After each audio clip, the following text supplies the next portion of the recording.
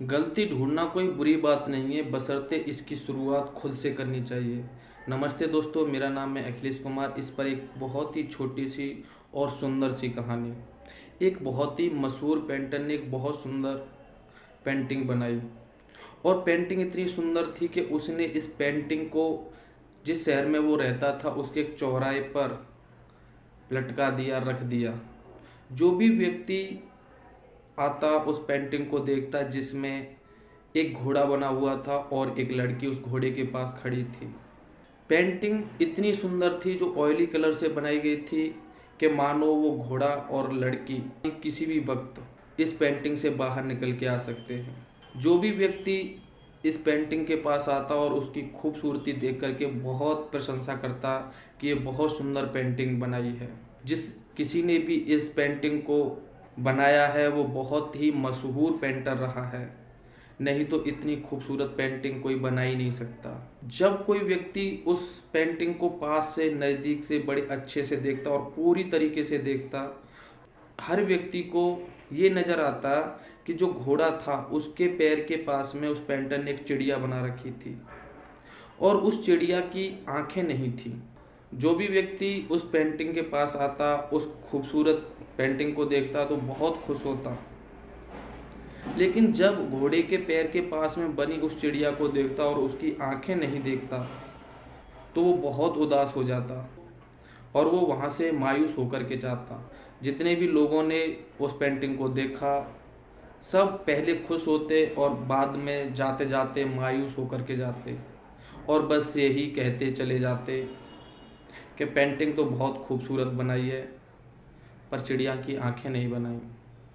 कुछ इस तरीके से बोलते, पेंटर इस चिड़िया की आंखें बनाना भूल गया है, इस चिड़िया की आंखें अब बनानी चाहिए। क्योंकि सबको इतनी खूबसूरत पेंटिंग नज़र नहीं आ रही थी, एक चिड़िया की आंखें नज़र आ रही थी जो उसमें कमी थी। दरअसल उस पेंटर ने इस पेंटिंग में वो चिड़िया बना करके और जिसकी आंखें नहीं बना करके एक प्रयोग किया था। जो ज़्यादातर चीज़ें हमारे पास नहीं हैं उन चीज़ों को लेकर के हम दुखी रहते हैं, जबकि भगवान ने हमें बहुत सारी चीज़ें दी हैं।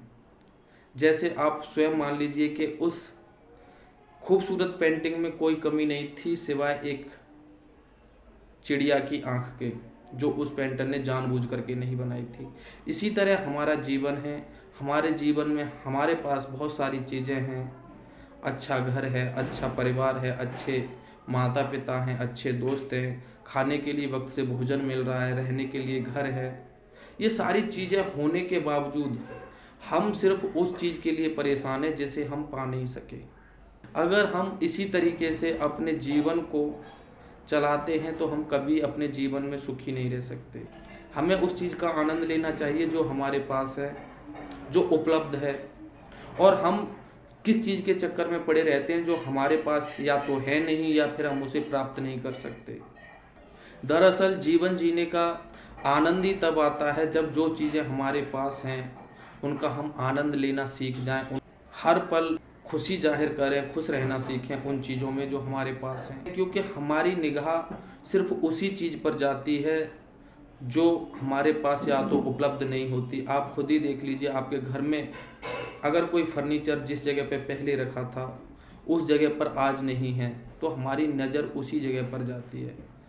हमारी नज़र सिर्फ गलतियां ही क्यों ढूंढती है, अच्छाइयाँ क्यों नहीं?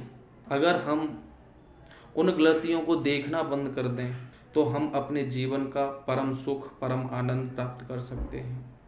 दोस्तों, आपको अगर ये कहानी अच्छी लगी हो तो एक लाइक ज़रूर करें। चैनल पर नए आए हैं तो सब्सक्राइब का बटन दबाना बिल्कुल भी ना भूलें। Thank you and very much.